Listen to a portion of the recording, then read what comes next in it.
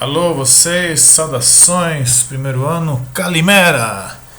Para essa terça, inicialmente vamos corrigir a questão que ficou em aberto na aula passada. Nós temos f de u mais v igual a f de u vezes f de v. Ou seja, aqui tem soma, f da soma, e aqui produto das f's. Na verdade, a gente nem sabe que função é essa, que relação é essa. É apenas um exercício para brincar com essa notação f de x. Então, nosso primeiro desafio, f de 2, a gente mostrou já na aula passada. Esse 2 a gente separa em 1 mais 1. E no momento que está escrito f de soma, eu posso separar em produto de f's. Então, como é 1 mais 1, eu tenho f de 1 vezes f de 1. f de 1 é dado no enunciado, portanto, ficou 5 vezes 5 igual a 25. Ok? Para o 3, o processo é o mesmo. A gente já sabe agora o valor de f de 2, então o 3 a gente transforma em 2 mais 1, e com isso nós temos o formato que nós queremos. U mais v, f de u vezes f de v. Ou seja, f de 3 é igual a f de 2 vezes f de 1. Portanto, f de 2 que a gente calculou é 25 vezes 5, 125. Entenderam? Separei o 3 e fiz dele 2 mais 1.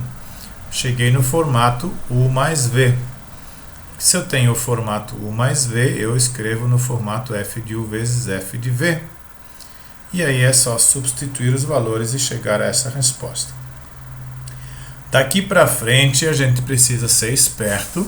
Não sei se vocês lembram ou se olharam mais uma vez para ver que precisa ter f de 1 nessa brincadeira, porque a gente sabe o valor de f de 1, ou f de 2, que a gente agora já sabe, ou f de 3. Nesse caso aqui, f de 0. O que a gente vai fazer com isso? A gente vai fazer de forma contrária. A gente precisa ter u mais v e f de u vezes f de v. Então a gente inventa aqui, ó, 0 mais 1. 0 mais 1 vai ser f de 0 vezes f de 1. Ok? Ora, 0 mais 1 é 1. Então ficou 1 de novo.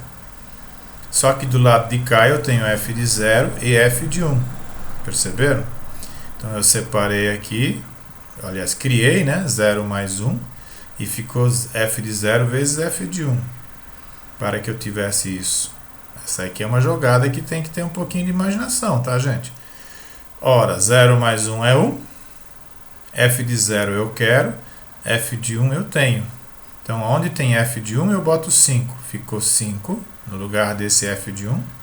Igual a f de 0 vezes 5, que é o outro f de 1. Ok? Olha só, tem f de 1, f de 0, f de 1. Então, 5, f de 0 e 5. Esse 5 que está aqui multiplicando, obviamente, vai para lá dividir. Então, fica f de 0 igual a 5 dividido por 5. Portanto, f de 0 igual a 1. Beleza? Para f de menos 1, a gente novamente tem que ter imaginação. Nós já sabemos f de 0. Então, ao invés de f de menos 1, a gente já sai arrebentando aqui, escrevendo menos 1 mais 1. Porque isso aqui vai dar 0. Esse eu conheço. F de 0 eu acabei de calcular. É igual a 1. E aí fica novamente f de menos 1 vezes f de menos 1. Sempre que eu tenho uma soma aqui, eu tenho quem me interessa, que é o menos 1. Tenho quem eu já conheço. Separando eles, eu tenho, primeiramente, isso aqui na frente vai dar 0, que é o que eu já sei. E aqui fica f de menos 1 que eu não sei, e f de 1 que eu também já sei. Substituindo, f de 0, 1. f de 1, 5. Então ficou 1 igual a f de menos 1 vezes 5. Passando 5 para o outro lado, dividindo, f de menos 1, aliás, é 1 quinto. E a última é um show, né? f de 1 meio. Falei para vocês que vocês teriam f de 1 meio ao quadrado depois, né? Não sei se prestaram atenção. Mas olha só, quero f de 1 meio. Como eu conheço f de 1, eu jogo essa brincadeira aqui, ó. 1 meio mais 1 meio dá 1. Então, 1 meio mais 1 meio dá 1. Olha só, boto esse 1 ali. E como eu tenho agora o formato U mais V, eu separo em U vezes V. F de U vezes F de V. Ok? Então, essa primeira parcela aqui, essa coisa aqui, vai dar 1. F de 1. Ó. Beleza? E um número multiplicado por ele mesmo significa elevar ao quadrado. Então, nós temos F de 1 meio ao quadrado no segundo membro. F de 1 a gente substitui por 5. Correto? Temos então 5 igual a f de 1 meio elevado ao quadrado. Logo, se eu tirar o quadrado daqui, vai surgir a raiz. F de 1 meio igual a raiz quadrada de 5. Gente, a primeira parte aqui, ó, precisa ter um pouquinho de criatividade e imaginação para chegar lá.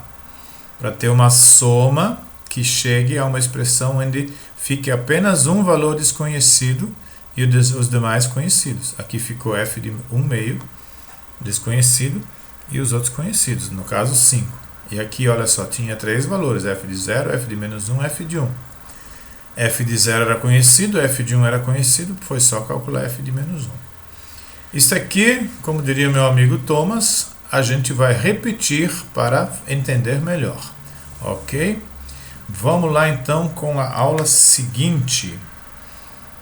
A aula 25 fala de função real, de domínio e de imagem. Uma função de A em B, né, é uma relação matemática que associa a todo número de A um único número em B. E aí nós temos pares ordenados, onde o x pertence a A função vai dar uma resposta a y, uma imagem y que pertence a B. Calculamos na aula passada f de alguns valores, né? Na primeira questão. Então vejam só, isso aqui é uma função chamada função real. A gente diz que ela é função real porque x pertence a A e y pertence a B, mas porque A e B são subconjuntos de R. Por isso, f de A em B é uma função real, onde A é o primeiro conjunto daqueles diagramas ou do gráfico e B é o segundo conjunto, certo? Sempre lembrando que, se tem dois pares ordenados, x e y, x e o y, o mesmo x e um outro y, esses dois y devem ser iguais. Se eles não forem iguais, não será função, certo? Não pode haver imagens diferentes para um mesmo x do domínio. Lembra que o primeiro conjunto A, é domínio. No conjunto B, nós encontramos as imagens, as respostas, ok? Se domínio e contradomínio, né, o conjunto B, onde a gente encontra as imagens, não são dados, a gente faz a função de R em R, função real, tá? Só que aí precisa observar que existem algumas impossibilidades matemáticas no conjunto dos números reais, não é? Vocês sabem muito bem, não existe divisão por zero e não existe raiz de índice par de número negativo, certo? Não existe esse tipo de coisa aqui. Olha só, não existe raiz de índice par de número negativo, tá? Então, olha só, raiz quarta de menos 81, não existe, não pertence a R, assim como não existe divisão por zero. Então, vejam só um exemplo, se a função tivesse essa expressão aqui, x dividido por x menos 2, então aqui nós devemos ter x menos 2 diferente de zero. O divisor não pode dar zero. Logo, esse x vai ter que ser diferente de 2. Então, essa função ela é real, mas não pode usar o valor x igual a 2. Ou seja, o domínio dela será todo o conjunto R menos o elemento 2. Ok? Porque se botar 2 no lugar do x, a coisa aqui dá zero e divisão por zero não existe. Beleza? Aqui para uma raiz quadrada, se eu tenho raiz quadrada de x mais 3, eu preciso ter x mais 3 maior ou igual a zero. Não pode ser negativo. Pode ser zero ou pode ser positivo. Negativo não pode. X mais 3 maior ou igual a zero, resolvendo isso, fica x maior ou igual a menos 3. beleza? E aí o meu domínio será todo número real maior ou igual a menos 3.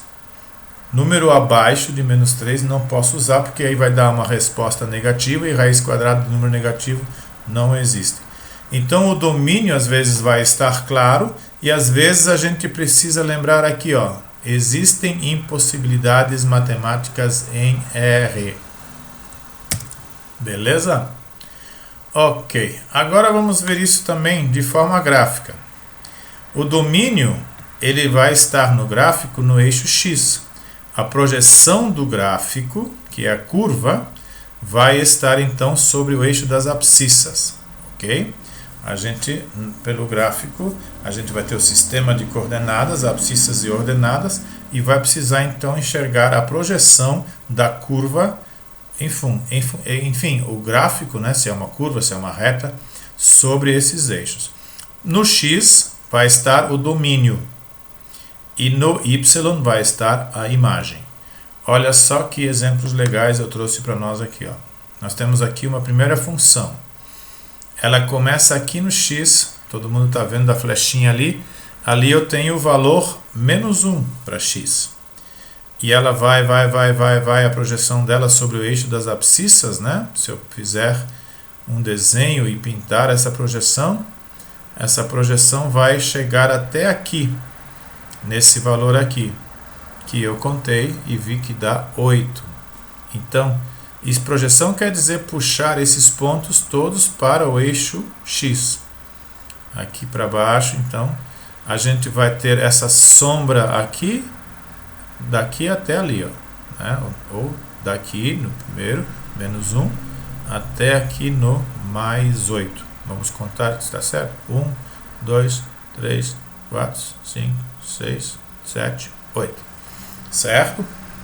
E a imagem nós temos sobre o eixo Y. Qual é o primeiro valor de Y utilizado na função? A função começa aqui. Fazendo a projeção até o eixo Y, vamos encontrar menos 2. Certo? Depois ela vai até aqui em cima. Fazendo a projeção até o eixo Y, vamos encontrar o valor mais 3. Então, nós temos aqui de menos 2 até mais 3 a imagem. Ok? Tranquilo? Mais um exemplo aqui, ó, uma função com duas partes diferentes. Ela tem duas formas. Então, aqui nós temos que observar o seguinte. Faça de conta que você vai alinhar tudo isso sobre o eixo X. Onde vai começar a tua linha? Aqui. Vai começar aqui no menos 8. No menos 8, até aqui a parte de baixo subiu.